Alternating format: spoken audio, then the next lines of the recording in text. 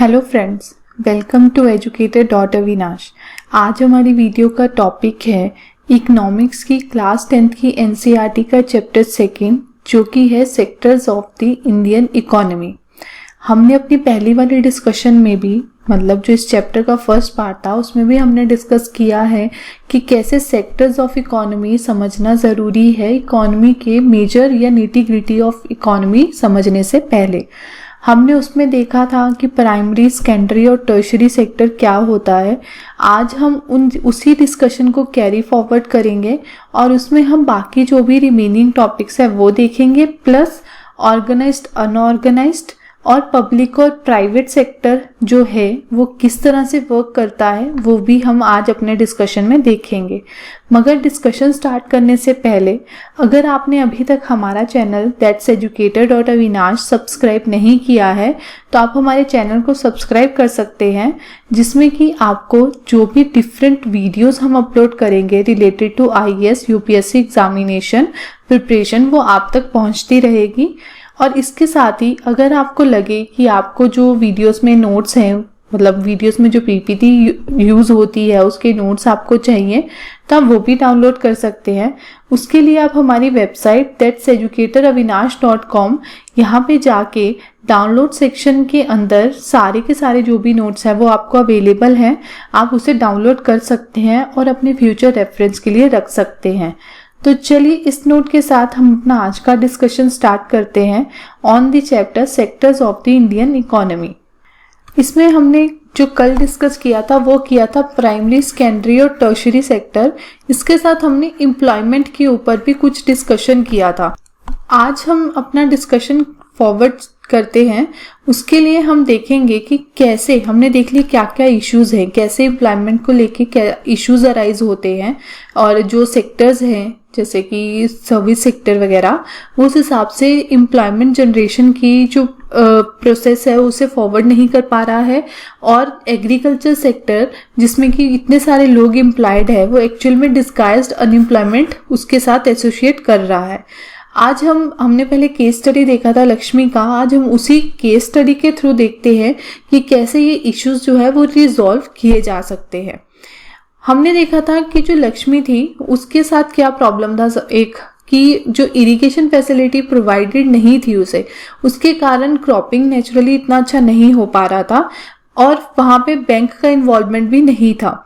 अब अगर ऐसा हो कि प्रॉपर इरिगेशन फैसिलिटी प्रोवाइडेड की जाए लक्ष्मी को तो होगा क्या, वो एक क्रॉप की जगह 2 क्रॉप भी अपनी जो एरिया है, जो फील्ड है उसमें उगा सकती है। वहीं यहाँ लिखा भी है कि अगर प्रॉपर इरिगेशन फैसिलिटी प्रोवाइड की जाए तो उससे सेकेंड क्रॉप भी सो की जा सकती है उसके लैंड में। अब जैसे आपको पता है जो पंजाब हरियाणा वाला बेल्ट है वहां पे इरिगेशन फैसिलिटी अच्छा है, तो होता क्या है वो जितने सीजन है उनमें जो क्रॉप है वो सो कर पाते हैं क्योंकि इरिगेशन फैसिलिटी अच्छी है। अगर ना हो तो एक क्रॉप में भी अच्छा हार्वेस्ट लेना मुश्किल हो जाता है विदाउट इरिगेशन फैसिलिटी। तो फर्स्ट चीज तो ये हो गई। सेकंड क्या है, अगर बैंक का इन्वॉल्वमेंट होगा तो होगा क्या, अब देखिए जो भी फार्मर्स होते हैं, खासकर जो ये मार्जिनल फार्मर्स होते हैं, इनके पास हमेशा फंडिंग का इशू रहता है। तो होता क्या है कि ये लोग मनी लेंडर के से जाके जो भी इन्हें मनी की रिक्वायरमेंट है जैसे सीड्स वगैरह बाय करने के लिए, तो वहां से वो लोग लोन लेते हैं मनी लेंडर से, जो कि बहुत ज़्यादा हाई जो इंटरेस्ट रेट है वो उन्हें चार्ज करते हैं। अगर मनी लेंडर की जगह सिस्टम में मतलब जो उन्हें जो मनी चाहिए वो जाके बैंक से लेंगे तो उससे एक सबसे बड़ा बेनिफिट ये रहेगा कि बैंकिंग सिस्टम में इतना ज़्यादा इंटरेस्ट रेट नहीं होता जितना कि मनी लेंडर से होता है, तो वो डेब्ट ट्रैप में भी फंसने का उनका चांस कम होता जाएगा। फिर यहाँ क्या है, हमने जब कल देखा था तो हमने देखा था डिस्गाइज्ड अनएम्प्लॉयमेंट थी लक्ष्मी के केस में। क्यों थी? क्योंकि उसकी जो फील्ड था उसमें वो एक ही क्रॉप कर पा रही थी, जिसके कारण 3 लोग जो थे वो डिस्गाइज्ड अनएम्प्लॉयड थे, मतलब उनको उनकी ज़रूरत नहीं थी फील्ड में, वो अननेसेसरली फील्ड में अपना कंट्रीब्यूशन दे रहे थे। बट अगर 2 क्रॉप सो होगी विद इन अ ईयर तो उस केस में क्या होगा, वो जो 2 एक्स्ट्रा पर्सन है वो भी एम्प्लॉयड माने जाएंगे क्योंकि नेचुरली फिर लोगों की ज़्यादा ज़रूरत होगी, तो वो लोग जो है वो इस तरह से एम्प्लॉयड होंगे और डिस्गाइज्ड अनएम्प्लॉयमेंट का जो इशू है वो रिजॉल्व हो जाएगा। फिर एक और चीज़ आती है कि जैसे अगर हार्वेस्ट ज़्यादा होगा तो हार्वेस्ट बेचना भी पड़ेगा, क्योंकि पहले क्या था, उनका हार्वेस्ट ही ज़्यादा नहीं होता था, तो उनकी डेली नीड्स या ऐसे छोटी मोटी चीज़ें, मनी लेंडर से जो पैसा लिया है उसके बदले में जो उसे देना है, इस चीज़ में ही सारी की सारी जो फसल है वो ख़त्म हो जाती थी। अगर हार्वेस्ट अच्छा होगा और डबल हार्वेस्ट हो रहा है, क्योंकि 2 सीजन में जो क्रॉपिंग है वो हो रही है, तो उस केस में ट्रांसपोर्टेशन की ज़रूरत पड़ेगी। ट्रांसपोर्टेशन मतलब सर्विस सेक्टर, तो ट्रांसपोर्टेशन की ज़रूरत पड़ेगी। ट्रांसपोर्ट करना है तो बेटर रोड्स अवेलेबल होने चाहिए। तो इस तरह से सर्विस सेक्टर इवॉल्व होता जाएगा और जिसमें कि लोग एम्प्लॉयड भी होंगे। ट्रांसपोर्टेशन ज़्यादा होगा, लोगों को ज़्यादा जॉब अपॉर्चुनिटीज़ मिलेगी, ज़्यादा रोड बनने हैं तब भी ज़्यादा लेबर जो है वो लगेगी। तो इस तरह से धीरे धीरे, देखिए इकोनॉमी ना बहुत कॉम्प्लेक्स वे में काम करती है। आपको दिखेगा कि कुछ ऐसा नहीं है कि मतलब एक चीज़ ही देखोगे आप, पर उससे एसोसिएटेड मैनी अदर चीज़ें होती है जो एक चेन रिएक्शन की तरह काम करती हैं। तो यहाँ पे उसका एक आपको एग्जाम्पल दिख रहा है। लक्ष्मी ऑल्सो नीड सीट, जो कि हमने पहले देख लिया कि जो मनी लेंडर है वो काफ़ी हाई इंटरेस्ट रेट कहता है और जो बैंक है वो काफ़ी कम इंटरेस्ट रेट पे उन्हें मनी जो है वो दे देंगे, लेंड कर देंगे।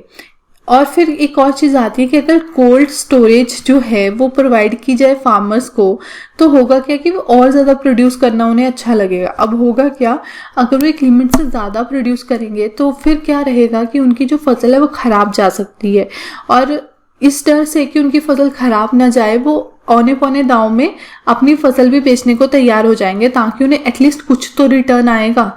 मगर अगर वहाँ पे कोल्ड स्टोरेज फैसिलिटी प्रोवाइड की जाए गवर्नमेंट के थ्रू, तो होगा क्या कि वो लोग अपनी जो भी फसल है, जब उन्हें लगता है कि हाँ मार्केट में इस समय सप्लाई ज़्यादा हो गया है, तो उससे वो स्टोर करवा के रख सकते हैं और बाद में जब ज़रूरत पड़े तब उसे निकाल के यूज़ करें, मतलब यूज़ इन द सेंस उसे बेच सकते हैं और उससे जो भी प्रॉफिट है वो अर्न कर सकते हैं।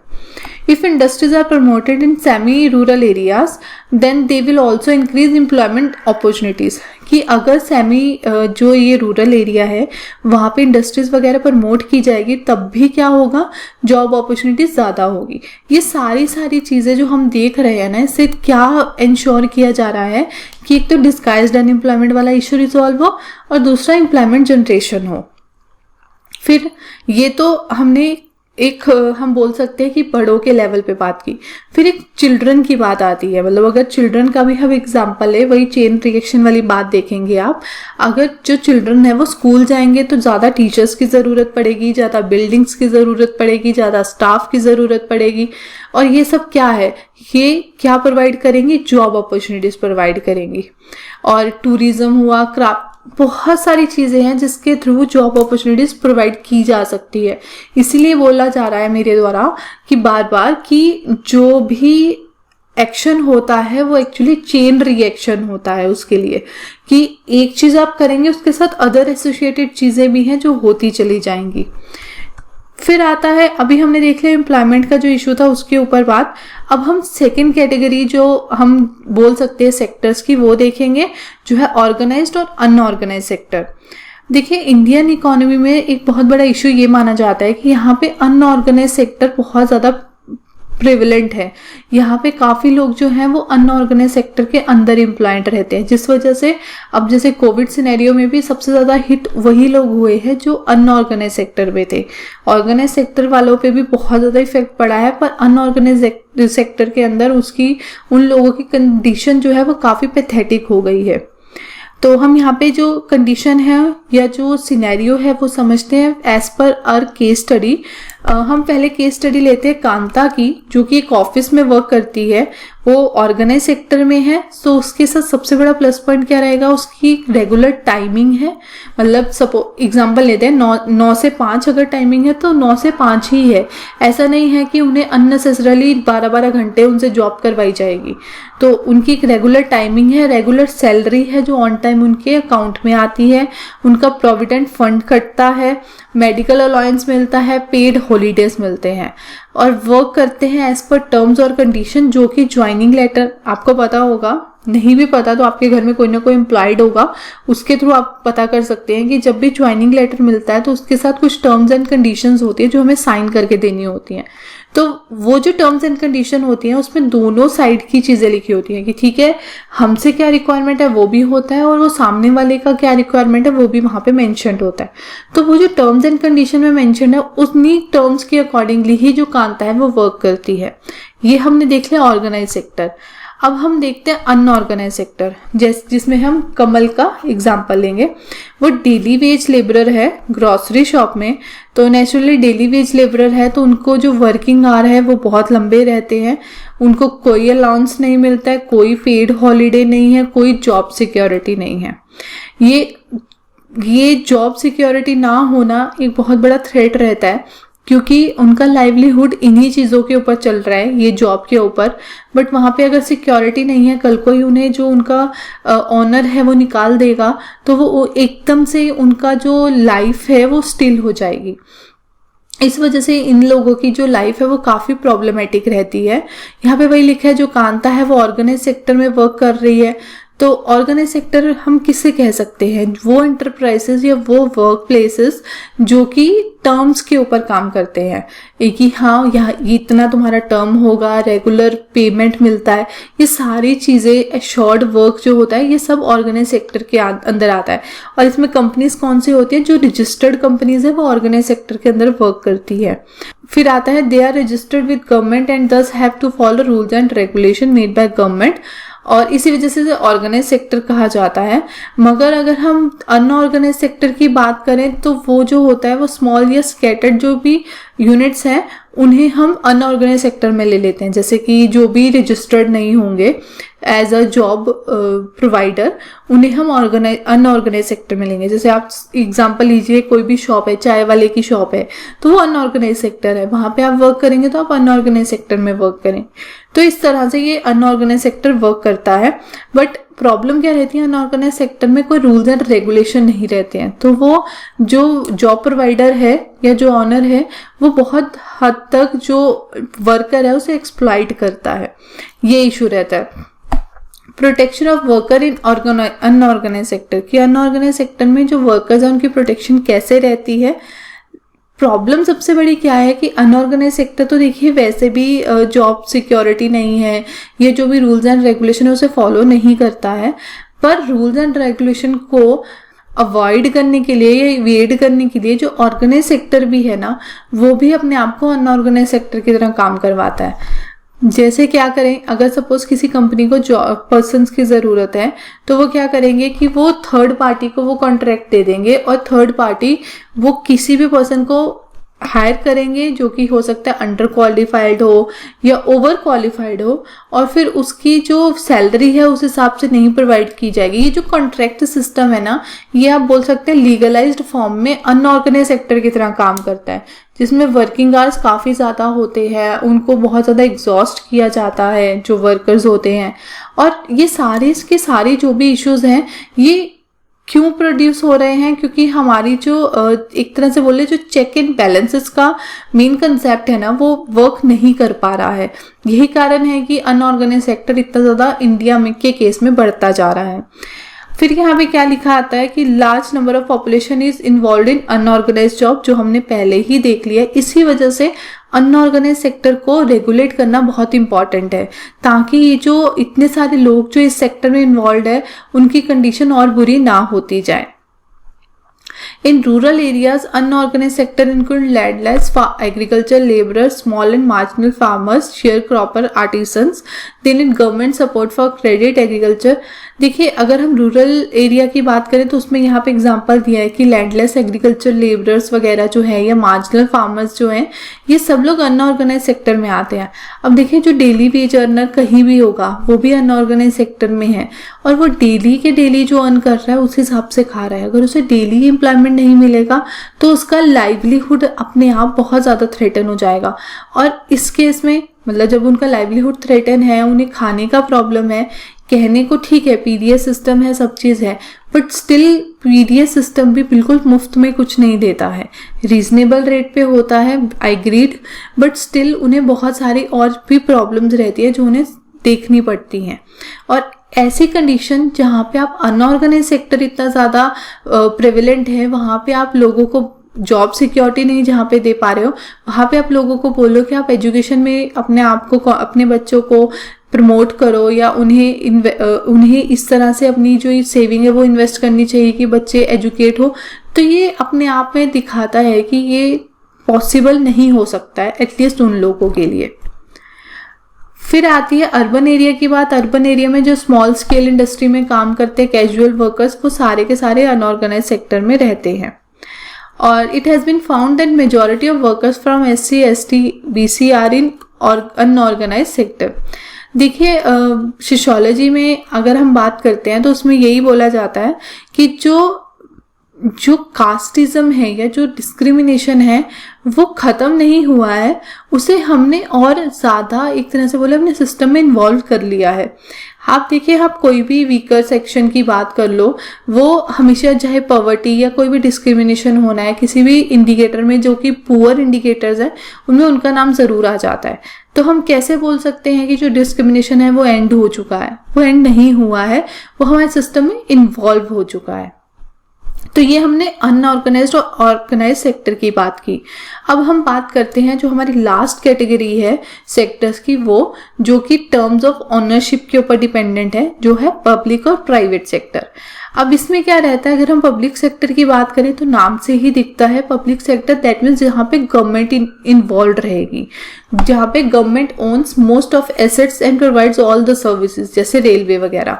हमें पता है रेलवे का भी प्राइवेटाइजेशन के ऊपर बात है अब। और फिर आता है private sector, ownership of asset and delivery of service, जो कि प्राइवेट इंडिविजुअल्स के हाथ में होती है।